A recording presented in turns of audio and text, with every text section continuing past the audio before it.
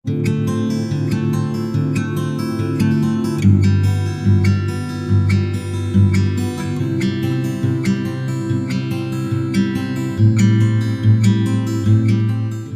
बार फिर से आप सभी का स्वागत है। हम अध्ययन कर रहे हैं शमूएल की दूसरी पत्रिका और अब समय है कि हम उसके पहले अध्याय पहले वचन से आगे का अध्ययन करें। शमूएल की पहली पुस्तक में हमने पढ़ा कि कैसे शाऊल रणभूमि में मर जाता है, युद्ध भूमि में मारा जाता है और उसके बाद की घटनाओं का वर्णन हम यहाँ पहले अध्याय पहले वचन से आगे पढ़ते हैं। यहाँ पहले वचन से लेकर जब हम 16वें वचन तक पढ़ते हैं तो दाऊद को शाऊल की मृत्यु का समाचार मिलने का वर्णन देखते हैं। यहाँ पर हम देखते हैं कि दाऊद के पास शाऊल के मारे जाने का समाचार एक पुरुष लेकर के आता है और यहाँ आपने पढ़ा होगा कि दाऊद ने उस पुरुष को घात करवा दिया, या हम कहें दाऊद ने उस पुरुष को मरवा डाला। तो मेरे प्यारे भाई बहनों, यहाँ पर हम देखते हैं कि दाऊद ने जब शाऊल की मृत्यु का समाचार सुना है, उसके मारे जाने का समाचार सुना है, तो दाऊद यहाँ बहुत दुखी हुआ है। यहाँ पर दाऊद खुश नहीं हुआ है। जैसा कि हम जानते हैं कि शाऊल तो दाऊद के प्राणों का प्यासा था, उसे मार डालना चाहता था, लेकिन फिर भी यहाँ पर अपने शत्रु के मारे जाने की खबर सुनकर दाऊद यहाँ पर खुश नहीं होता है और वो बहुत दुखी होता है। और दुखी होने का एक और कारण भी है कि उसका परम मित्र योनातान, जो कि शाऊल का बड़ा बेटा था, वो भी उस युद्ध भूमि में मारा जाता है। तो दाऊद के लिए ये कोई सुखद समाचार नहीं था, दाऊद के लिए ये कोई खुशखबरी नहीं थी, ये अच्छी खबर नहीं थी, क्योंकि दाऊद हमेशा शाऊल को एक अभिषिक्त के रूप में ही देखता था।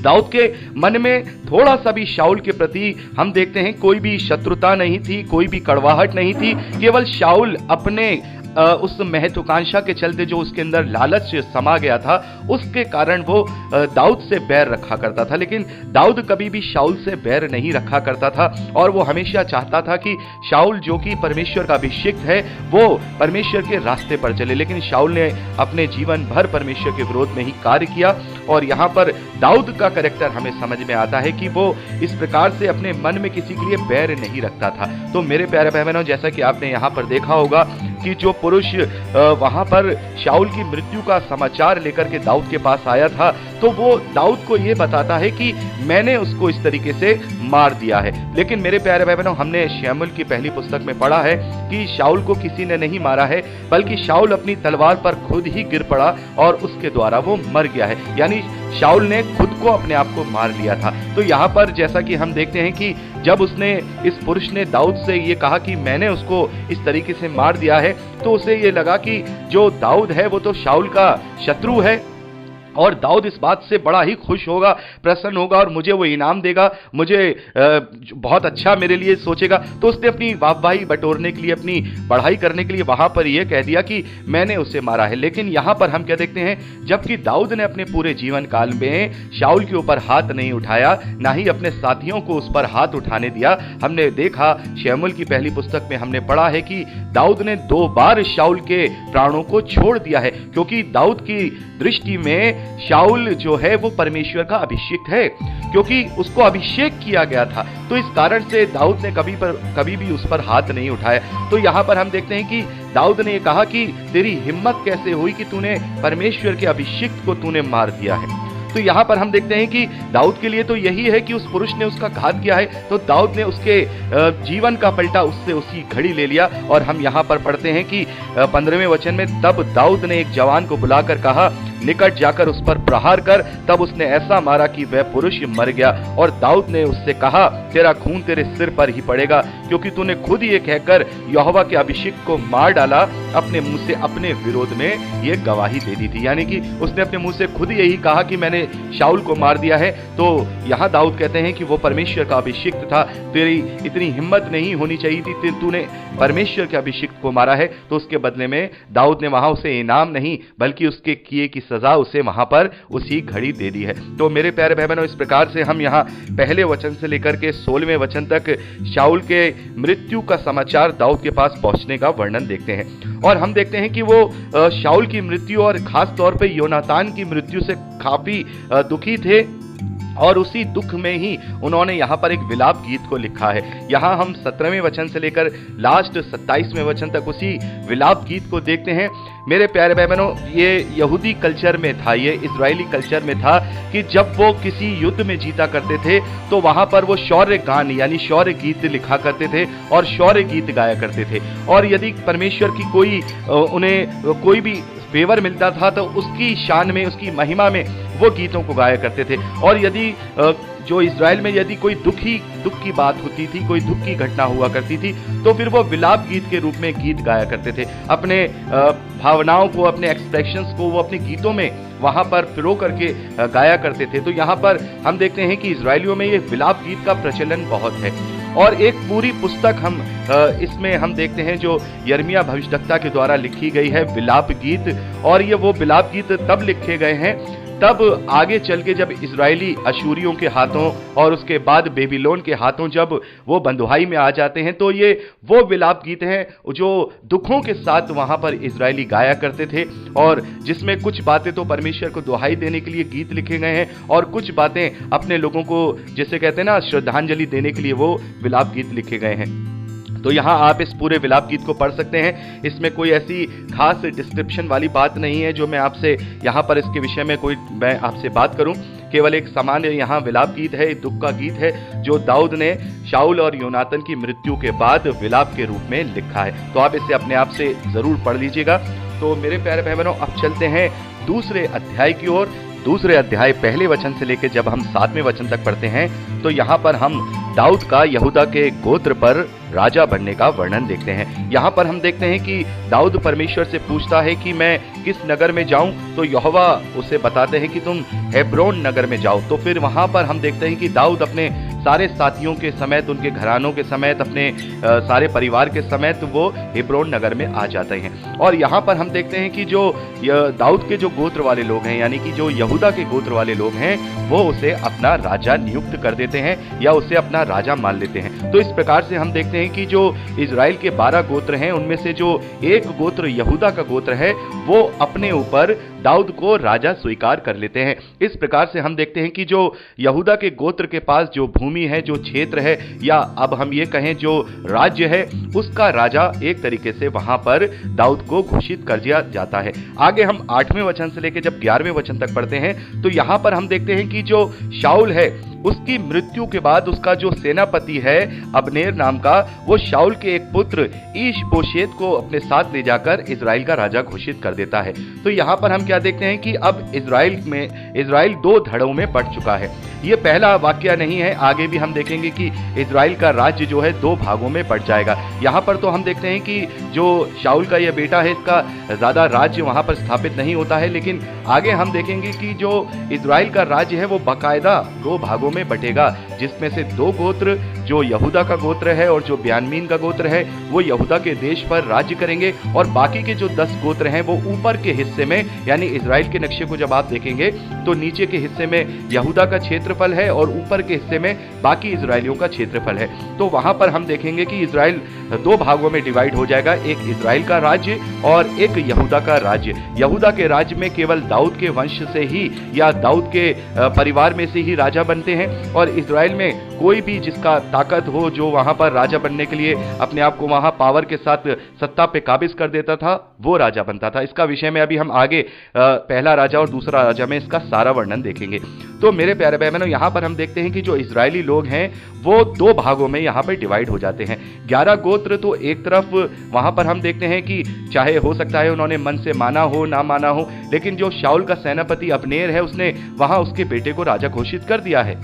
और यहाँ एक तरफ हम देख रहे हैं कि जो यहूदा के लोग हैं, जो यहूदा के गोत्र के लोग हैं, उन्होंने अपने ऊपर दाऊद को अपना राजा स्वीकार कर लिया है। तो यहाँ पर हम देखते हैं कि अभी जो दाऊद है वो पूरी रीति से पूरे इजराइल का राजा यहाँ नियुक्त नहीं किया गया है। मेरे प्यारे भाई बहनों, इसके बाद हम जब 12वें वचन से लेकर के जब हम यहाँ तीसरे अध्याय के पहले वचन तक जब पढ़ते हैं तो यहाँ पर यहूदा और इजराइल के बीच में युद्ध को देखते हैं, यानी कि बाकी के 11 गोत्र और यहूदा के गोत्रों के बीच में यहाँ पर युद्धों को देखते हैं। और थोड़े थोड़े युद्ध हैं, कुछ समय काल तक हम यहाँ पर देखते हैं। लगभग ये 7.5 साल का ये समय काल रहा है जहां पर दाऊद के नेतृत्व में और जो शाऊल का सेनापति है, जो प्रधान सेनापति अब्नेर और उसका जो पुत्र ईश-बोशेत है, उसके बीच में ये युद्ध चले हैं। और हम देखते हैं इस युद्ध में जो दाऊद राजा हैं और जो यहूदा के गोत्र वाले लोग हैं वो ज्यादा प्रबल होते गए हैं और जो शाऊल का घराना है वो निर्बल पड़ता गया, यानी कि दाऊद के गोत्र वाले लोग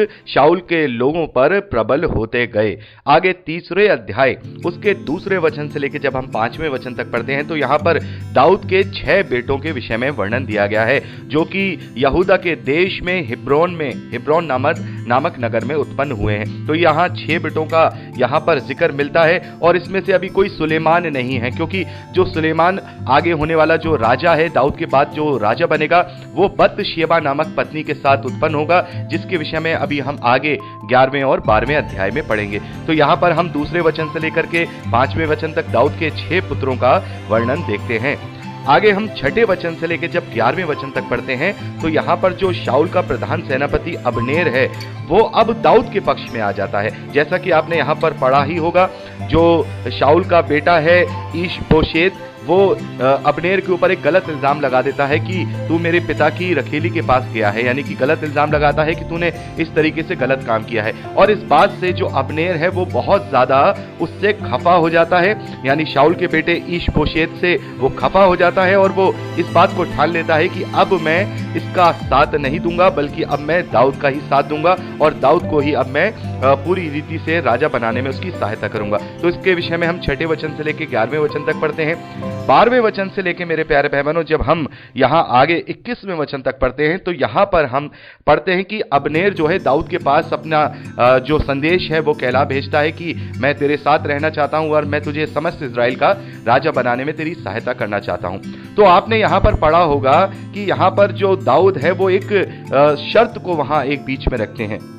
जैसा कि हम जानते हैं कि दाऊद की जो सबसे पहला जो विवाह हुआ है वो शाऊल की बेटी मीकल के साथ हुआ है और हमने देखा कि कैसे जो मीकल है उसको उसके पिता शाऊल ने किसी दूसरे के साथ विवाह कर दिया है, यानी अभी दाऊद ने उसे त्यागा नहीं था, उसके बावजूद भी मीकल को किसी दूसरे को उसने दे दिया है, दूसरे को उसने ब्याह दिया है। तो यहाँ पर अब दाऊद ने इसी बात की डिमांड की है कि तुम्हें पहले मेरे साथ मेरी पत्नी को मुझे वापस लौटाना होगा, जिसे मैंने फलिश्तियों की 200 खिड़लियों को दे करके मैंने जिससे पाया था, जिससे मैंने विवाह किया था। आपने इस बात को देखा होगा। तो मेरे प्यारे भाई बहनों यहाँ पर हम देखते हैं कि जो मीकल का कैरेक्टर है वो अपने आप में कुछ अलग कैरेक्टर है। पहले तो वो दाऊद से प्रीति रखती थी, लेकिन जो शाऊल है उसने उसका विवाह किसी और के साथ करा दिया। यहाँ पर हम देखते हैं कि दाऊद के साथ अभी उसका त्याग पत्र या तलाक नहीं हुआ था, लेकिन उसके बावजूद भी शाऊल ने यह घृणित कार्य किया था।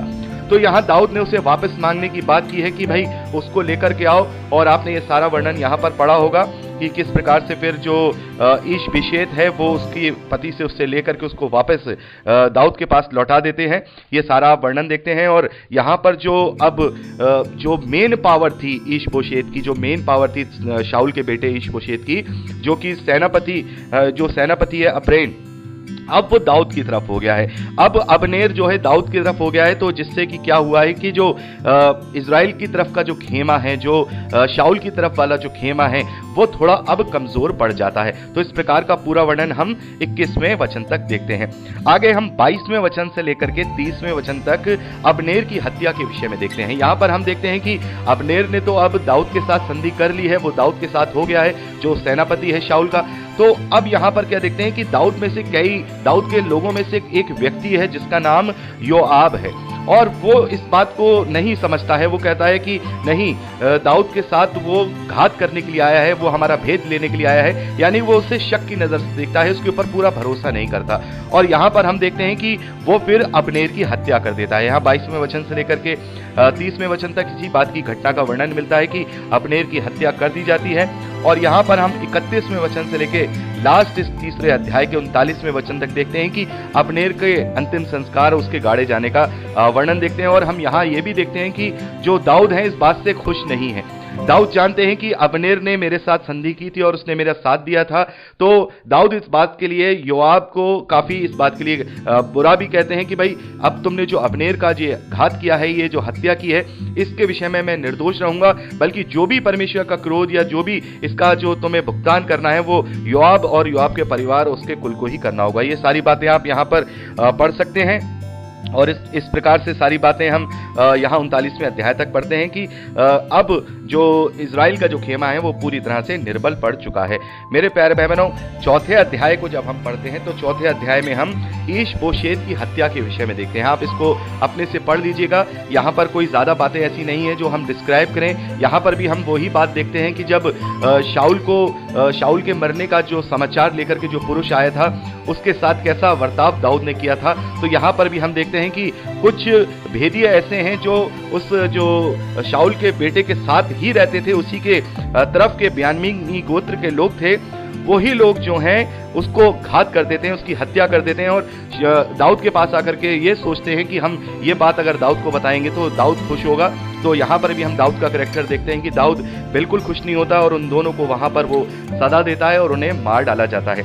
और एक और आपने यहाँ करैक्टर के विषय में देखा होगा, योनातन का एक बेटा है जिसका नाम मपीबोशेत है, जो कि पैर से लंगड़ा है, वो चल नहीं सकता है। इसके विषय में भी हम अभी आगे 9वें अध्याय में इसका अध्ययन करेंगे। तो मेरे प्यारे भाई बहनों, चौथे अध्याय तक आप इसको अच्छे से पर्सनली रूप से पढ़ लीजिएगा। यह पूरा घटनाक्रम यहाँ पर हम देखते हैं। शाऊल के बेटे ईश-बोशेत की हत्या तक का पूरा वर्णन है और जो उसका सेनापति था अबनेर, उसकी भी हत्या हो जाती है। तो ये एक डिवीजन यहाँ पर हम पूरा करते हैं। तो इससे आगे का अध्ययन अगली रिकॉर्डिंग में करेंगे। प्रभु आपको आशीष दे। Praise the Lord.